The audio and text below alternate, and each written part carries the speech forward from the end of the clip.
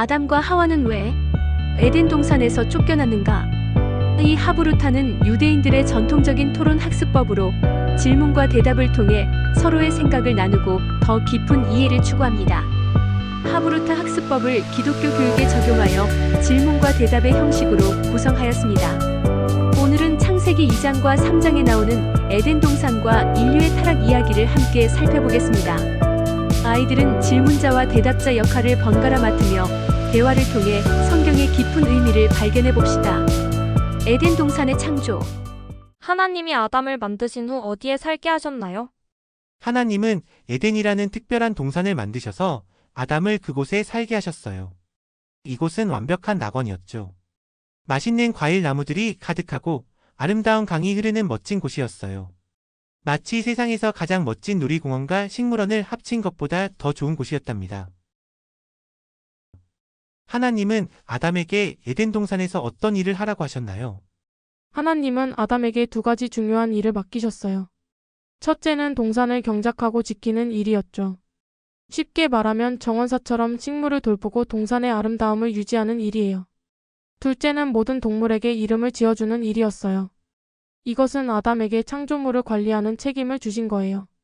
마치 오늘날 우리가 환경을 보호하는 것과 비슷해요. 하와의 창조. 하나님은 왜 아담을 위해 하와를 만드셨나요? 하나님은 사람이 혼자 있는 것이 좋지 않다고 말씀하셨어요. 아담에게는 친구이자 동반자가 필요했죠. 하나님은 우리가 관계 속에서 살기를 원하셨어요. 혼자서는 외롭고 서로 도움을 주고받을 수 없으니까요. 마치 레고 블록들이 서로 맞물려 더 멋진 것을 만들 수 있는 것처럼 사람들도 서로 도울 때 더 행복하고 창조적이 될 수 있어요.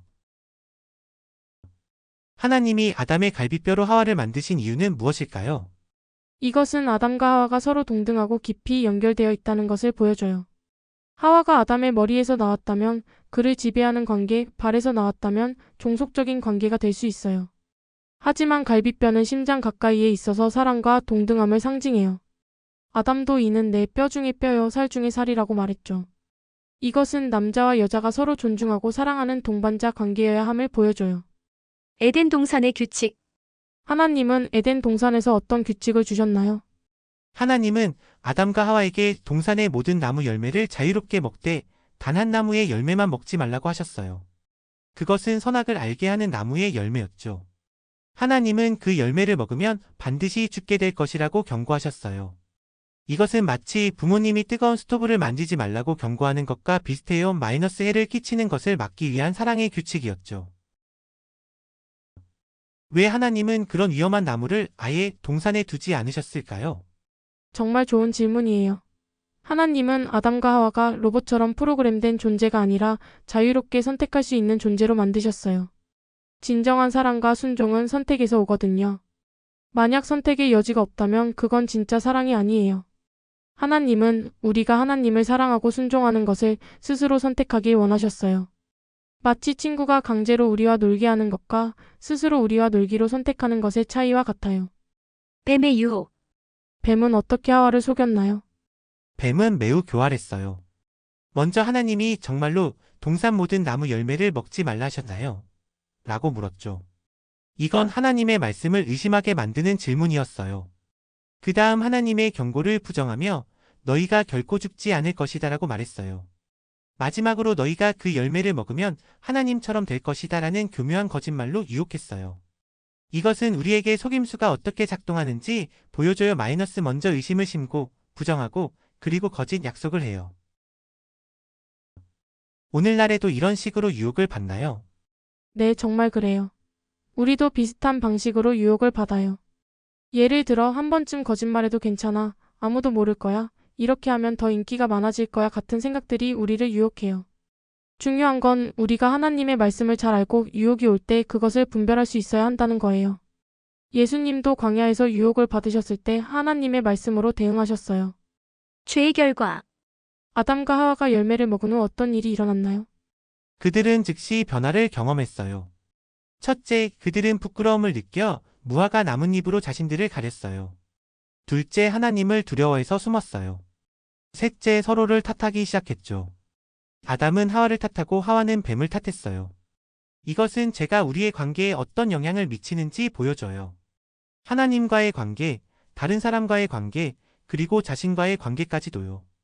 마치 아름다운 그림에 잉크를 흘린 것처럼 죄는 모든 것을 손상시켰어요. 하나님은 그들의 행동에 어떻게 반응하셨나요? 하나님은 먼저 네가 어디 있느냐? 라고 물으셨어요. 이것은 하나님이 모르셔서가 아니라 아담과 하와에게 자신들의 상태를 깨닫게 하시기 위함이었죠. 그리고 하나님은 그들의 불순종에 대한 결과를 말씀하셨어요. 뱀은 저주를 받았고 여자는 출산의 고통을, 남자는 일의 수고를 겪게 되었어요. 가장 중요한 것은 그들이 에덴 동산에서 쫓겨나게 되었다는 거예요. 하지만 여기서도 하나님의 사랑을 볼 수 있어요. 그들에게 가죽옷을 만들어 주셨거든요. 이것은 하나님이 그들을 여전히 돌보신다는 표시였어요. 희망의 약속. 모든 것이 슬픈 결말로 끝난 건가요? 아니에요. 하나님은 희망의 약속도 주셨어요.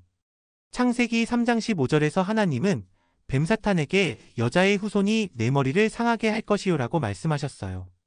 이것은 미래의 여자의 후손인 예수님이 오셔서 사탄의 권세를 무너뜨릴 것이라는 첫 번째 복음원시 복음이에요. 아담과 하와의 실수가 끝이 아니라 하나님의 더 큰 구원 계획의 시작이었던 거예요. 마치 슬픈 장면으로 시작하지만 해피엔딩으로 끝나는 영화처럼요. 우리는 이 이야기에서 무엇을 배울 수 있을까요? 정말 많은 것을 배울 수 있어요. 첫째, 우리의 선택은 중요하다는 것. 둘째, 죄는 항상 결과를 가져온다는 것. 셋째, 하나님은 우리가 실수해도 여전히 우리를 사랑하신다는 것. 넷째, 하나님은 항상 구원의 계획을 가지고 계신다는 것이요. 이 이야기는 단순한 역사가 아니라 우리 모두의 이야기이기도 해요. 우리도 때때로 하나님보다 우리 자신의 방식을 선택하고 그 결과를 겪잖아요. 하지만 하나님은 예수님을 통해 우리에게 다시 돌아올 길을 마련해 주셨어요. 더 깊은 질문들. 하나님이 모든 것을 아시는데 왜 아담과 하와가 죄를 짓도록 내버려 두셨을까요? 정말 깊은 질문이네요. 하나님은 우리를 로봇이 아닌 자유로운 의지를 가진 존재로 만드셨어요. 진정한 사랑은 선택에서 오거든요. 만약 우리가 선택할 수 없다면 그것은 진짜 사랑이 아니에요. 하나님은 우리가 진정으로 하나님을 사랑하길 원하셨기 때문에 선택의 자유를 주셨어요. 또한 하나님은 이미 예수님을 통한 구원 계획을 가지고 계셨죠. 때로는 어려운 경험을 통해 우리가 더 성장하고 하나님의 사랑과 은혜의 깊이를 더 잘 이해하게 되는 것 같아요. 에덴 동산 이야기가 오늘날 우리에게 어떤 의미가 있을까요? 이 이야기는 우리에게 많은 것을 알려줘요. 첫째, 우리 모두는 때때로 하나님보다 자신의 방식을 선택하는 경향이 있다는 것. 둘째, 우리의 선택에는 항상 결과가 따른다는 것. 셋째, 하나님은 항상 우리를 사랑하시고 용서하실 준비가 되어 있다는 것이요. 예수님은 마지막 아담이라고 불리며 첫 번째 아담의 실패를 극복하셨어요. 우리가 예수님을 믿을 때 우리는 다시 하나님과의 관계를 회복하고 영적인 에덴의 기쁨을 경험할 수 있어요. 우리는 여전히 이 세상에서 죄의 결과들을 경험하지만 언젠가 하나님은 모든 것을 새롭게 하실 거예요. 우리는 어떻게 유혹을 이길 수 있을까요? 예수님이 보여주신 방법을 따를 수 있어요. 첫째, 하나님의 말씀을 잘 알아야 해요. 예수님은 유혹을 받으셨을 때 항상 성경 말씀으로 대응하셨죠. 둘째, 기도를 통해 하나님과 가까이 지내는 거예요. 셋째, 좋은 친구들과 함께하는 것이 중요해요. 우리를 올바른 길로 인도해주는 친구들 말이에요. 넷째, 유혹이 올 때 이것이 정말 하나님이 원하시는 일일까? 라고 자문해 보는 거예요. 하나님은 우리가 유혹을 이길 수 있는 지혜와 힘을 주실 거예요. 이상 에덴 동산에서 죄와 사랑에 대한 말씀이었습니다.